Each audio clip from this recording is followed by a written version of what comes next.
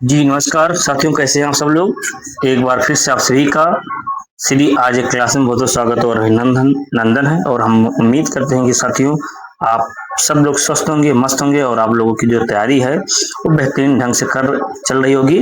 साथियों यदि आप हमसे नहीं जुड़े हैं तो आप लोग जो है जुड़ करके और बेल आइकन को दबा दें, सब्सक्राइब कर लें, ताकि जो भी नोटिफिकेशन हो या जो भी सूचना हो आपको तुरंत आप तक पहुंचे।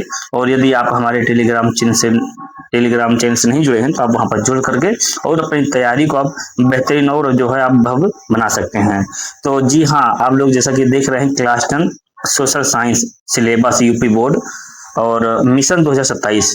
तो देखो आज हम जो है मैं यहाँ जो है सिलेबस के बारे में आज बात करूंगा और सामाजिक विज्ञान। ठीक है, तो सामाजिक विज्ञान में क्या क्या चीजें हमको पढ़नी है। तो सबसे पहले हमको अपने सिलेबस के बारे में जानकारी प्राप्त करना ये बहुत जरूरी होता है कि हमें क्या क्या पढ़ना है, क्या क्या छोड़ना है। तो हम आज सिलेबस के बारे में बात करेंगे और आप सभी लोग प्रॉपर इसका जो नोट्स आप लोग जो है बना लीजिए। और उसके बाद में फिर एक एक टॉपिक को हम उठाते हैं और बड़ी ही बारीकी शिद्दत के साथ में हम आप लोगों को समझाते हुए जो है वहां पर जो है हम चलेंगे।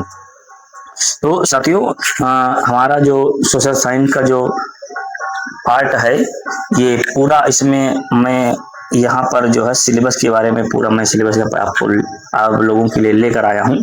तो जो इकाई नंबर फर्स्ट है, देखो इकाई नंबर, देखो ये क्या फर्स्ट है, इकाई नंबर फर्स्ट है। अब हमें देखो इसमें क्या क्या पढ़ना है। तो पहला जो आता है इकाई नंबर फर्स्ट में क्या है कि भारत और समकालीन विश्व इतिहास का बनना। ठीक है, तो इसके बारे में हम लोग बात करेंगे। तो इसमें क्या क्या चीजें पढ़ना है।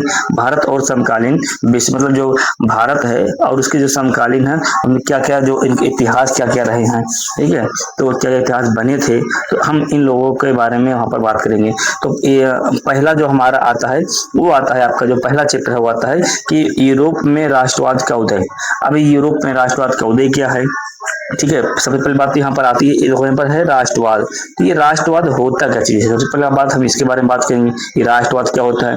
फिर इसके बारे में जितने भी चीजें हैं वहां पर हम बारीकी से वहां पर पढ़ेंगे कि यूरोप में राष्ट्रवाद का उदय कैसे हुआ, राष्ट्रवाद क्या होता है, नारीवाद इसी में आपको पढ़ने को मिलेगा। और इसमें नेपोलियन मिलेगा कि नेपोलियन बोनापार्ट क्या है। ठीक है, और इसके बाद में इसी में आपको जो फ्रांस की क्रांति भी मिलेगी। तो हम इन सब चीजों को वहां पर बारीकी के साथ वहां पर हम समझेंगे। अगला आता है कि हमारा जो भारत में राष्ट्रवाद का उदय। अब हम बात करते हैं कि भारत में राष्ट्रवाद का उदय कैसे हुआ।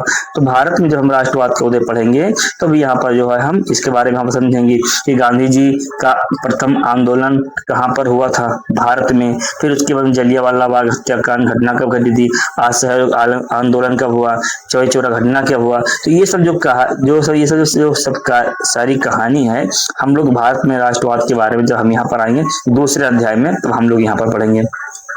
तीसरा आपका आता है कि भूमंडलीकृत विश्व का बनना। ठीक है, अभी भूमंडलीकृत विश्व का बनना या वैश्वीकरण भी इस को बोलते हैं, तो इसके बारे में हम लोग वहां पर जो है बात करेंगे।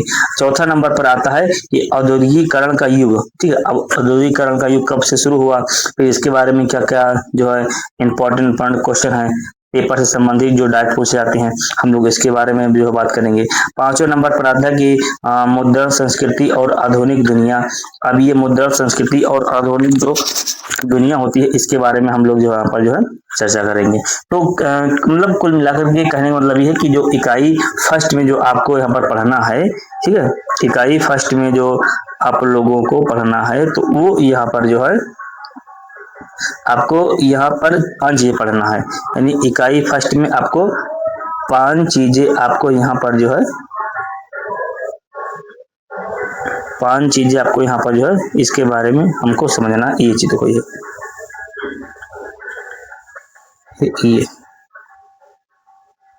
ठीक है, ये इकाई फर्स्ट में हमको पांच चीजें वहां पर जो है हमें पढ़ना है। यूरोप में राष्ट्रवाद का उदय, भारत में राष्ट्रवाद का उदय, और उसके बाद में यहाँ पर जो है एक बार हम पेन को चेंज कर ले, अभी देखिएगा। तो यूरोप में राष्ट्रवाद का उदय, और दूसरा आता है जो है भारत में राष्ट्रवाद का उदय, और ये भारत का राष्ट्र उदय। तीसरा आता है कि भूमंडलीकृत विश्व का बनना। चौथा आपका औद्योगिकीकरण युग, और पांचवा आता है आपका जो है मुद्रण संस्कृति और आधुनिक दुनिया। ठीक है, तो पहली इकाई में आपको ये चीज पढ़ेंगे। अब आते हैं हम दूसरी इकाई में। ठीक है, चलिए अब यहाँ पर देखिएगा दूसरी इकाई, देखो ये आपका आ गया दूसरी इकाई। अब दूसरी इकाई में हम लोग यहाँ पर जानेंगे, तो हम पेन को यहाँ पर ले लेंगे। दूसरी इकाई में क्या है कि हम लोग यहाँ पर समझेंगे इकाई नंबर 2। अब इकाई नंबर 2 में सबसे पहले तो आप यहाँ पे समझे कि जो है इकाई नंबर 2 में यहाँ पर देखिए, तो एक तो आपको यहाँ पढ़ेंगे संसाधन एवं विकास, ये क्या चीज होती है। फिर अगला आता है वन एवं वन्य जीव संसाधन, ये क्या होते हैं। संसाधन और विकास जो है ये भूगोल हम पढ़ रहे हैं, किसका, समकालीन भारत का भूगोल हम यहाँ पर जानेंगे। उसके बाद में जो है यहाँ पर वन एवं वन्य जीव संसाधन हो गया, फिर जल संसाधन हो गया, कृषि हो गई, कृषि में तमाम प्रकार की मिट्टियां जो होती हैं, जलोढ़ मिट्टी, दोमट मिट्टी, ठीक है, ये सब हम वहाँ पर जो है बात करेंगे। फिर आता है कि खनिज तथा ऊर्जा संसाधन, तो खनिज तथा ऊर्जा संसाधन क्या होता है, और विनिर्माण उद्योग क्या होता है, उन कुछ चीजों का यहाँ पर जो निर्माण हो रहा है, ठीक है, उद्योग में, तो ये सब चीजें वहाँ पर हम जो है बात करेंगे। फिर अगला था राष्ट्रीय अर्थव्यवस्था की जीवन रेखाएं, तो लोग हम जो है इसके बारे में पढ़ेंगे। यानी इकाई नंबर सेकंड में हम ये कह सकते हैं कि इकाई नंबर सेकंड में आपको यहाँ पर जो है 7 अध्याय यहाँ पर जो है दिए गए हैं, ठीक है। तो यहाँ पर जो 7 अध्याय दे रहे हैं, जिनमें से ये चीज जो आपका पूरा जो है ये पूरा बना हुआ है। तो हम जो है एक एक करके यहाँ पर एक एक टॉपिक को यहाँ पर उठाएंगे और बड़ी ही बारीकी के साथ में इन सब चीजों के बारे में हम जो वहां पर बात करेंगे। तो 7वां नंबर पर आता है, ये 7वां नंबर आता है कि राष्ट्रीय अर्थव्यवस्था की जीवन रेखाएं, ठीक। तो आइए हम जो है अब हम अगले पेज पर चलते हैं और तीसरे इकाई नंबर 3 पर हमको क्या पढ़ना है, हम उसके बारे में हम जानकारी प्राप्त करते हैं। और हाँ, आप लोग नोट्स जरूर बना लीजिएगा। सबसे पहले आप वहां पर बड़े प्यार से कॉपी लेके बैठिए और वहां पर लिखिए जो है सामाजिक विज्ञान क्लास 10 सोशल साइंस का जो है सिलेबस, ठीक है, सिलेबस आपको जानकारी होना बहुत जरूरी है। तो आइए हम अगले पॉइंट पर बात करते हैं। तो अब हमारा था दूसरा, ठीक है। अब यहाँ पर जाओगे आप दूसरा, यहाँ पर देखिएगा कि दूसरे में देखो आता है कि इकाई थर्ड में आपका लोकतांत्रिक राजनीति या राजनीति विज्ञान। तो सबसे पहले यहाँ पर देखिएगा सत्ता की साझेदारी। अभी सत्ता की साझेदारी क्या होती है, ठीक है। फिर यहाँ पर संघवाद क्या होता है, संघ और वाद, संघवाद दोनों मिलाकर के यहाँ शब्द बने हैं, तो इसके बारे में हम लोग यहाँ पर बात करेंगे कि सत्ता की साझेदारी पहला आपका हो गया, दूसरा संघवाद हो गया, तीसरा आपका लोकतंत्र और विविधता। तो लोकतंत्र और विविधता के बारे में हम लोग यहाँ पर बात करेंगे। फिर अगला चौथा नंबर पर जाति धर्म और लैंगिक मसले। तो जाति धर्म और लैंगिक मसले, हम इन सब चीजों को वहाँ पर जो है बात करेंगे। फिर अगर जन संघर्ष और आंदोलन, तो आप 5वें नंबर पर आता है कि जन संघर्ष और आंदोलन। 6ठे नंबर पर आता है कि राजनीतिक दल आता है। और 7वें नंबर पर आता है लोकतंत्र के परिणाम। तो 7वें नंबर पर हम लोग समझेंगे कि लोकतंत्र के परिणाम क्या क्या होते हैं। लोकतंत्र की चुनौतियां 8वें नंबर पर आता है, इसके बारे में हम लोग जानेंगे कि यहाँ पर क्या होती है।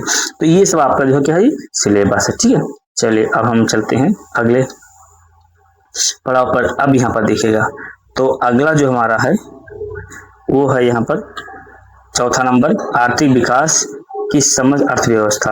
विकास क्या होते हैं, भारतीय अर्थव्यवस्था के क्षेत्र क्या होते हैं। देखो क्षेत्र 3 प्रकार के, प्रथम द्वितीय और तृतीय। प्रथम क्षेत्र के किसे कहते हैं, द्वितीय क्षेत्र किसे कहते हैं, प्रथम क्षेत्र में कौन कौन से विषय आते हैं, द्वितीय क्षेत्र में कौन कौन से विषय आते हैं। तो हम इन सब चीजों के बारे में वहां पर बात करेंगे। फिर मुद्रा और साख आता है, इसके बारे में हम बात करेंगे।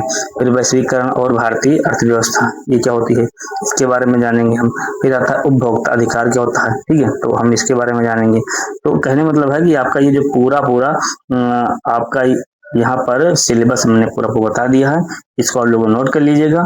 और ये पूरा आपका जो सिलेबस है, इसी पूरे सिलेबस के बारे में हमको वहाँ पर जो है पढ़ना है। अब हम एक एक सिलेबस को उठाएंगे, एक एक चैप्टर को, ठीक है, सिलेबस के एक एक चैप्टर को उठाएंगे और बड़ी ही बारीकी के साथ में आप यहाँ पर हम अध्ययन करेंगे।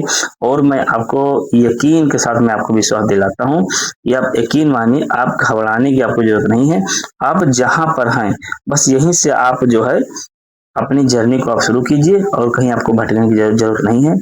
आपको यहाँ से पूरी की पूरी तैयारी और अच्छे लेवल की तैयारी अच्छे क्वेश्चनों के साथ में कराई जाएगी, जो पेपर में बनते ही बनते हैं, ठीक है। तो आप बिल्कुल परेशान मत होइए और हम मिलते हैं अगले वीडियो में इसी पहला चैप्टर के साथ में। तो पहला चैप्टर मैं आपको बता दूं, देखो पहला चैप्टर आपका क्या है। तो देखो यहाँ पहला चैप्टर आपका, देखो एक मिनट, हाँ, पहला चैप्टर देखो आपका है कि यूरोप में राष्ट्रवाद का उदय। हम लोग जो इसके बारे में वहां पर हम जो है बात करेंगे कि यूरोप में जो है राष्ट्रवाद का उदय किस प्रकार से यहाँ पर हुआ। पहले चैप्टर हम लोग इसके बारे में बात करें। मुझे थोड़ा तबीयत सही नहीं थी, तो जिस कारण से आवाज में आपको दिक्कत आ रही है और वीडियो थोड़ा लेट हो रहा है, नहीं तो डेली की डेली एक दो वीडियो डेली अपलोड होते ही रहते हैं। तबीयत खराब हो जाने की वजह से क्लास आप लोगों की नहीं हो पाई थी, तो इसके लिए हम क्षमा चाहते हैं।